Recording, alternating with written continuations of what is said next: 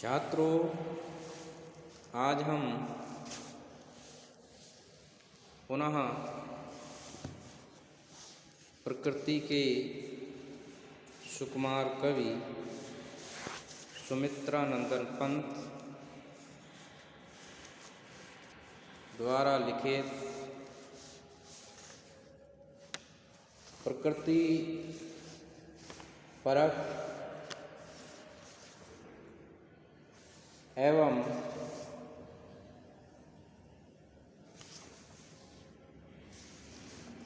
परिवर्तन को प्रदर्शित करने वाली कविता द्रुत झरो जगत के जीर्ण पत्र को लेकर आज हम प्रस्तुत हुए हैं।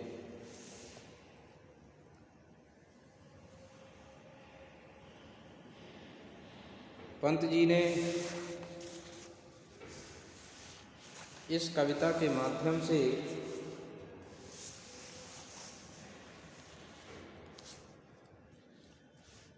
प्रकृति के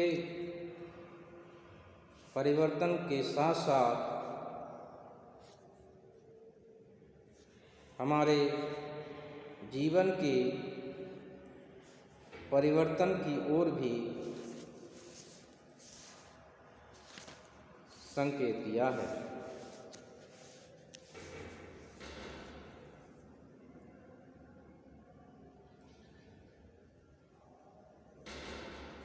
पंत जी परिवर्तन के अभिलाषी हैं और परिवर्तन ही प्रकृति का नियम है और परिवर्तन ही हमारे जीवित होने का प्रमाण भी है। तो आज हम इस कविता के विषय में जानेंगे। द्रुत झरो जगत के जीर्ण पत्र, हे स्रस्त ध्वस्त हे शुष्क सीर्ण, हिम ताप पीत मधु बात भीत, तुम बीत राग जड़पुरा चीर।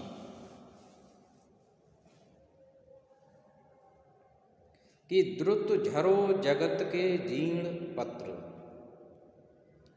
द्रुत अर्थात शीघ्रता से, जीर्ण माने पुराने और पत्र माने पत्ते। कि द्रुत झरो जगत के जीर्ण पत्र, हे जगत के जीर्ण अर्थात पुराने पत्तों, तुम शीघ्र ही झड़ जाओ।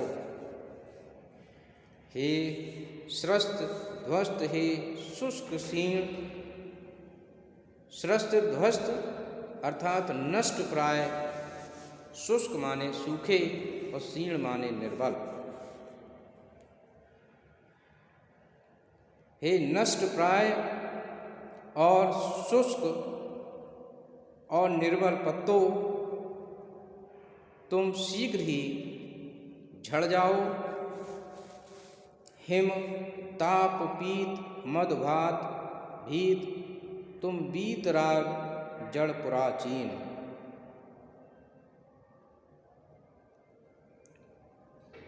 हिम ताप पीत, और हिम माने सर्दी या बर्फ, ताप माने गर्मी और पीत माने पीले, मधु बात भीत।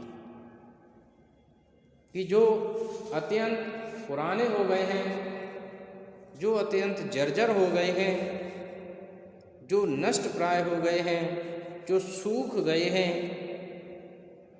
बर्फ के कारण, सर्दी के कारण और ताप के कारण पीले पड़ गए हैं,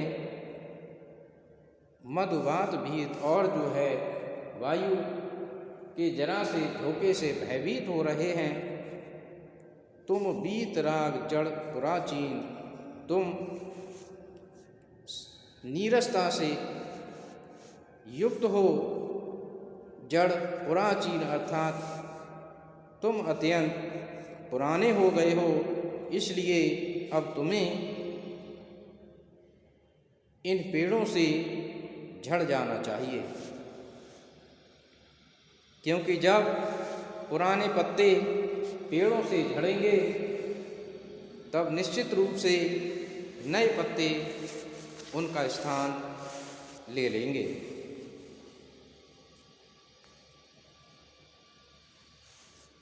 निष्प्राण विगत युग मृग विहंग, निष्प्राण विगत युग मृत विहंग,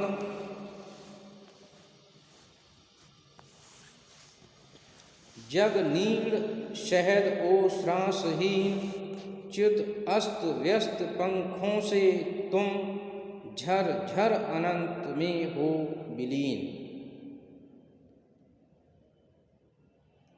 कि निष्प्राण विगत युग मृत विहंग, कि निष्प्राण जिनमें प्राण अब नहीं बचे हैं, विगत युग और जो युग बीत चुका है, बहुत समय व्यतीत कर लिया, मृत विहंग बिल्कुल नष्ट प्राय विहंग माने पक्षी, और जग नीड़ सहद ओ श्वासहीन, और ये जो जग है संसार है, नीड़ माने घोंसला, सहद ओ श्वासहीन, और जिनमें श्वास भी न बची हो, जिनमें श्वास आती जाती न हो, च्युत अस्त व्यस्त पंखों से तुम झर झर अनंत में हो विलीन।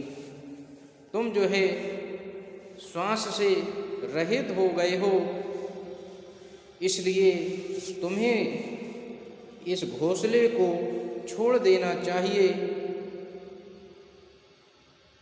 अस्त व्यस्त पंखों से तुम झर झर अनंत में हो विलीन, अर्थात तुम्हें जो है अनंत अर्थात ईश्वर में विलीन हो जाना चाहिए, इस शरीर को छोड़ देना चाहिए।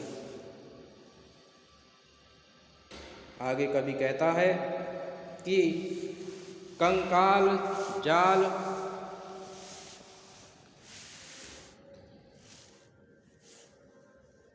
जग में फैले, फिर नवल रुचिर पल्लव लाली।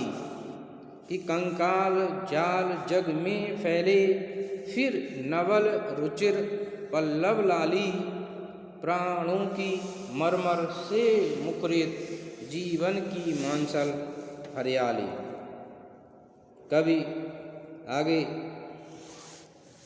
कहता है कि कंकाल जाल में फैले, कि जो कंकाल जाल से फैले हुए हैं उनको प्रायः नष्ट हो जाना चाहिए। और क्यों हो जाना चाहिए? कि फिर नवल रुचिर पल्लव लाली, और फिर नवल रुधिर पल्लव लाली, और उसके बाद क्या होगा कि नवल माने नई, रुधिर माने खून से भरपूर, पल्लव पल्लव कहते हैं नई कोपल के लिए, और लाली कहते हैं लालिमा से युक्त होना। कि जब ये पुराने जीर्ण शीर्ण प्राय नष्ट प्राय पत्ते इस पेड़ को छोड़ देंगे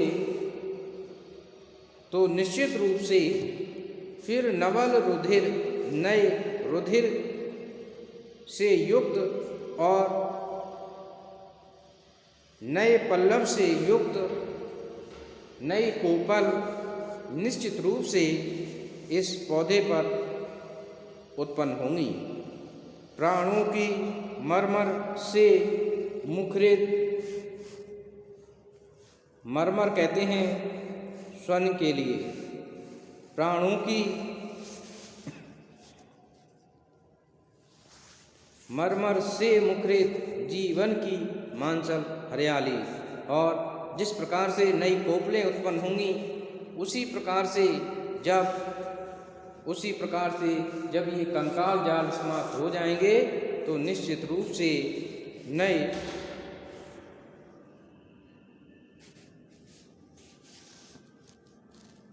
प्राणी उत्पन्न होंगे और उनमें एक नई ऊर्जा होगी, उनमें एक नया उत्साह होगा। ये परिवर्तन का नियम है। कवि आगे कहता है कि मंजरित विश्व में यौवन के जग कर जग का पिक मतवाली, निज अमर प्रणय स्वर मदिरा से भर दे नवयुग की प्याली। कि मंजरित कहते हैं फला फूला, मदिरा शराब। आगे कवि कहता है कि मंजरित विश्व के यौवन, अर्थात मंजरित जो है मंजरियों को कहते हैं जब पौधों पर बौर आते हैं। कि मंजरित विश्व में यौवन के जग कर जग का पिक मतवाली, अर्थात हर तरफ मंजरित हो, पूरा विश्व खुशहाल हो। जिस प्रकार से कोयल मंजरित आने पर बोलने लगती है, कोयल जो है मधुर गान करती है मतवाली होकर, उसी प्रकार से नए प्राणी जन्म लेंगे जब ये कंकाल जाल जो है समाप्त हो जाएंगे। निज अमर प्रणय स्वर मदिरा से भर दे फिर नवयुग की प्याली। और निज अमर प्रणय स्वर मदिरा से, अर्थात अमर गीतों के माध्यम से, मधुर गानों के माध्यम से भर दे नवयुग की प्याली, अर्थात नए युग की प्याली को नए गीतों से, मधुर गानों से तू भर दे। इस प्रकार से कवि जो है परिवर्तन का अभिलाषी है और कवि ये कहता है जब तक पुराने जीर्ण शीर्ण पत्ते नहीं समाप्त होंगे तब तक नई कोपल भला उस पर कैसे आएंगी। इसी प्रकार से जीवन में जब नष्ट प्राय शरीर ये समाप्त हो जाएंगे तो नए शरीर स्वतः ही उत्पन्न होंगे और जन्म लेंगे।